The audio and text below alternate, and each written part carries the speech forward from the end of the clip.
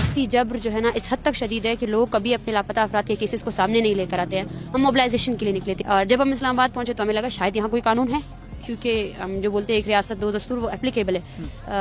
بلوچستان میں ایک اور دستور ہے جس پر عمل کیا جا رہا ہے، اور سپریم کورٹ نے یہ ثابت کیا ہے کہ آپ کی ایجنسیاں جو ہے نا انفورس ڈس اپیئرنس میں انوالو ہیں. تو کیا آپ ایک آرڈر نہیں دے سکتے؟ جبری گمشدگی کو جسٹیفائی کرنے سے پہلے آپ اسلامی جمہوریہ پاکستان کے جو آئین ہے اس سے دستبردار ہو جائیں. اب یہ مائیں جانتی ہیں کہ ان کے بچوں کے ساتھ کیا ہو رہا ہے. وہ بچے جن کو اکیلے اٹھایا گیا، وہ پتہ نہیں کس حالت میں ان کو کیسے رکھا گیا ہوگا اتنے سالوں میں. اس سوچ کو بدلے، اس طریقہ کار کو بدلے. جو جبری گمشدگیاں بلوچستان سے شروع ہوئی تھی، جب بلوچ پر آپ نے بلیم لگایا کہ بیرونی ایجنڈے فلاں فلاں فلاں، آج وہ جبری گمشدگیاں پنجاب تک پہنچ چکی ہیں. بس ایک یہ کہ وہ آپ سے دور ہے، ایک یہ کہ وہ تکلیف میں ہے. یہ مطلب ایک ایسی چیز ہے جس کو اس وقت تک کوئی بھی انسان محسوس نہیں کر سکتا جب تک اس کا خود کا پیارا جبری گمشد. مجھے خود بھی نہیں پتا کیسے گزارا ہو رہا ہے، بہت مشکل ہے. ایسے بہت سے لوگ ہیں جو چیسٹ انفیکشن کا شکار ہے. آپ کا یہ سفر جب سے آپ انصاف مانگ رہی ہیں، آپ احتجاج کر رہی ہیں، آپ دھرنے کر رہی ہیں، کتنے عرصے پر محیط ہے یہ سفر؟ دیکھیں، اگر میرے فرد واحد کا سفر ہو تو شاید 2006 سے میں اس موومنٹ کا حصہ ہوں، جب میرے خود کے والد کو جبری طور پر گمشدہ کیا گیا. میں ایک وکٹم سے ایک پولیٹیکل ایکٹیوسٹ تک مطلب یہ میرا سفر رہا ہے. لیکن بلوچستان میں یہ جو تحریک ہے یہ بنیادی طور پر 1971 اور اس کے بعد سے چل رہی ہے جبری گمشدگی کے خلاف. کیونکہ جب بلوچستان میں سیاسی تحریکی ابھری ہے تو ان کو کلیش کرنے کے لیے، ان کو ختم کرنے کے لیے ریاست نے انفورس ڈس اپیئرنس کی پریکٹس کو ایکسرسائز کیا ہے. اور اس کے ساتھ ساتھ ہی جب سے یہ پالیسی چل رہی ہے، بلوچستان میں ایک بھی ایسا دن نہیں گیا جہاں کوئی پروٹیسٹ نہیں ہو رہا ہے، جہاں کوئی پریس کانفرنس نہیں ہو رہی ہے. مطلب یہ ہے کہ بلوچ قوم مسلسل طور پر ایک مسلسل جدوجہد کے ساتھ اپنی آواز کو اپنے لوگوں تک اور دنیا تک پہنچانے کی کوشش کر رہی ہے. ہم حالیہ دنوں کی بات کریں گے. آپ تقریباً 40 دن قبل تربت سے روانہ ہوئے اسلام آباد کی جانب. کیا آپ کی امیدیں تھیں؟ کیا انصاف کس سے مانگنے آئے تھے؟ دیکھیے، ہماری امیدیں، میں صاف بولتی ہوں کہ ہماری امیدیں ہماری قوم کے ساتھ تھی، کیونکہ لاشیں تو ہر گھر میں گر رہی ہیں. لیکن ایسا ڈر پھیلایا گیا، ایسا خوف پھیلایا گیا ہے کہ اگر ایک محلے میں 4 سے 5 افراد لاپتہ ہے تو دوسرے گھر والوں کو کوئی احساس ہی نہیں ہے اس چیز کا. کسی کی لاش گرتی تھی تو وہ بس اس خاندان کی لاش ہوتی تھی. تو ہم اپنے لوگوں کو یکجا کرنے نکلے تھے. ہم ایک جو تعداد جو میڈیا بتاتی ہے، ایک تعداد جو کمیشن کے پاس ہے، ہمیں یہ ہمارا اندازہ اور پروبیبلٹی تھی کہ ہم جانتے تھے کہ کیونکہ بلوچستان میں ریاستی جبر جو ہے نا اس حد تک شدید ہے کہ لوگ کبھی اپنے لاپتہ افراد کے کیسز کو سامنے نہیں لے کر آتے ہیں.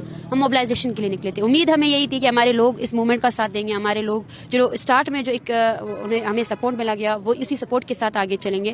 اور امید شاید ہمیں اس اسٹیٹ سے بھی تھا، کیونکہ ایک موومنٹ جس کو پورے بلوچستان کی تاہید حاصل ہے، پورا بلوچستان اس کے ساتھ ہے. شاید اس اسٹیٹ کے جو انصاف فراہم کرنے والے انسٹیٹیوشنز ہیں وہ اتنی دہائیوں سے چلنے والے اس مسئلے پر سوچیں گے اور ایکٹ کریں گے. اور ابھی یہاں تک پہنچنے کے بعد جب میں ان کے بیہیویئر کو دیکھ رہی ہوں کہ اس 40 دن کے موومنٹ کے دوران بھی جبری گمشدگی کا جو عمل ہے وہ اسی طرح جاری ہے. آپ انصاف مانگنے آئے اسلام آباد میں، جب حدود میں داخل ہوئے آپ کو مارا گیا، آپ کی خواتین، بوڑھے، بچے گرفتار کیا گیا. امید تھی کہ ایسا ہوگا؟ پہلے تو مجھے امید نہیں تھی. اگر میں سیدھی بات کہوں تو ہمیں جتنی بھی مشکلات تھے وہ ہم نے شاید بلوچستان تک محدود رکھے تھے. اور ہم سوچ رہے تھے کیونکہ بلوچستان ایک نو گو ایریا ہے، اس کو ڈائریکٹ ملٹری جو ہے نا رول کر رہی ہے، اور وہ ملٹری ظاہر سی بات ہے خود انوالوڈ ہے اور وہی ہے جو انفورس ڈس اپیئرنس کر رہی ہے. اور جب ہم اسلام آباد پہنچے تو ہمیں لگا شاید یہاں کوئی قانون ہے، کیونکہ ہم جو بولتے ہیں ایک ریاست دو دستور وہ اپلیکیبل ہے. بلوچستان میں ایک اور دستور ہے جس پر عمل کیا جا رہا ہے، اور شاید یہ وہ جگہ تھی جہاں اسلامی جمہوریہ پاکستان کا جو اوریجنل دستور ہے وہ شاید اپلیکیبل ہوتا.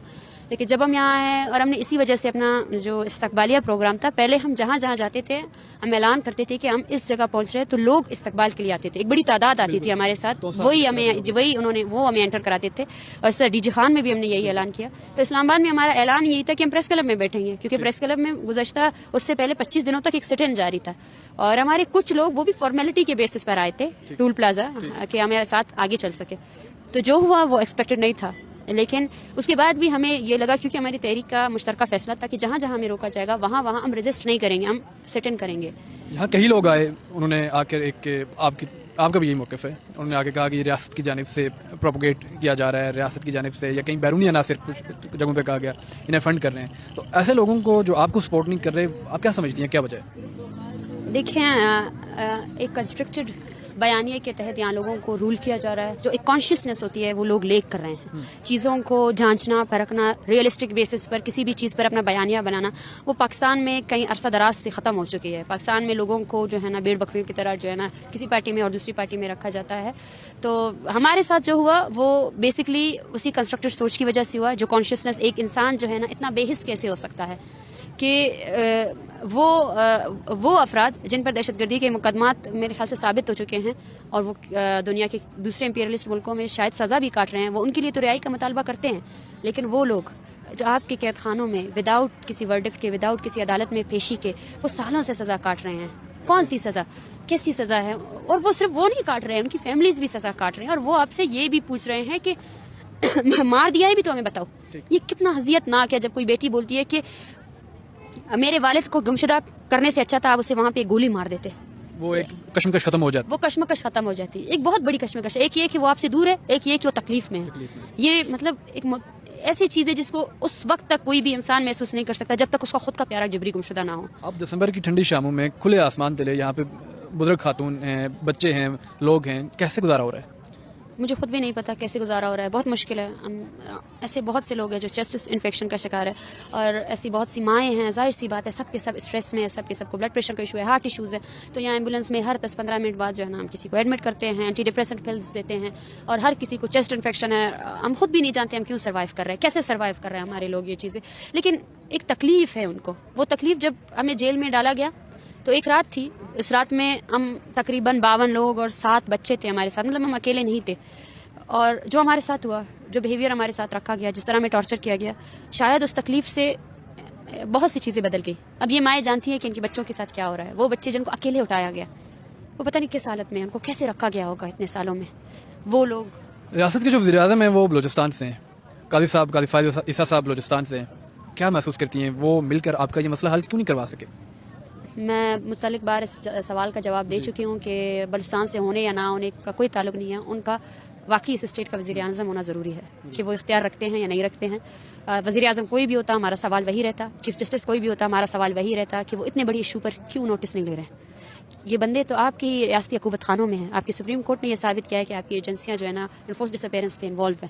تو کیا آپ ایک آرڈر نہیں دے سکتے؟ یہ وہ پروڈکشن آرڈرز جو آپ نے جاری کیے ہیں ان پر آپ عمل درآمد کیوں نہیں کروا سکتے؟ تو چیف جسٹس ہو یا ہاں، ایک چیز جو ایک سینسٹیوٹی ہے جو ہم بھی یہ سوچتے ہیں کہ کیونکہ ہم دیکھتے ہیں کہ کیونکہ میڈیا ان کے کنٹرول میں ہے، تو ایک جگہ پہ جو جبر کر رہے ہیں وہ دوسری جگہ کو کچھ معلوم ہی نہیں ہے کہ کیا ہو رہا ہے. لیکن اگر آپ کا تعلق بلوچستان سے ہے تو آپ کو جبری گمشدگیوں کے بارے میں بالکل پتا ہوگا، آپ کو مسخ شدہ لاشوں کے بارے میں پتا ہوگا، آپ کو پتا ہوگا کہ بلوچستان میں کیا کیا ہو رہا ہے. ایک نیریٹو جو اسٹیٹ کا ہے، اس نیریٹو کے علاوہ آپ حقیقت کو جانتے ہیں. حقیقت کو جاننے کے باوجود آپ ایکٹ نہیں کر رہے ہیں. ایکٹ کو چھوڑیں، آپ اس اتنے اتنا سینسٹیو ایشو ہے، اس پر اس کو غلط کرنے کی، اس کے اوپر جو ہے نا اس بیانیے کو یہ کہنا کہ لاپتہ افراد کے لوگ جو ہے نا باہر ملک بیٹھے ہوئے ہیں، مطلب یہ بہت انسینسٹیو بیان. عام لوگ کئی سارے جو اس معاملے کی نوعیت یا گہرائی کو نہیں جانتے، آپ انہیں ذرا سا یہ کلیئر کر دیں. کچھ لوگ سوال اٹھاتے ہیں کہ پنجاب کے لوگوں کو، اسلام آباد کے لوگوں کو لاپتہ کیوں نہیں کیا جاتا، بلوچستان والے یہ کیوں کہہ رہے ہیں کہ ہمارے لوگوں کو لاپتہ کیا جا رہا ہے. تو آپ نوعیت مسئلے کی گہرائی اور لوگوں کو کیوں اٹھایا جاتا ہے، آپ وہ ان لوگوں کو اگر سمجھائیں تو شاید کوئی کلیئرٹی آ جائے. دیکھیے، سب سے پہلے ہم بھی یہی سوال اٹھا رہے ہیں، بلوچستان بھی گزشتہ 70 سالوں سے یہ سوال اٹھا رہا ہے کہ ہمارے ساتھ یہ بیہیویئر کیوں، بلوچستان میں آبادی کے ساتھ یہ بیہیویئر کیوں رکھا جا رہا ہے. آپ جبری گمشدگی کو جسٹیفائی کرنے سے پہلے آپ اسلامی جمہوریہ پاکستان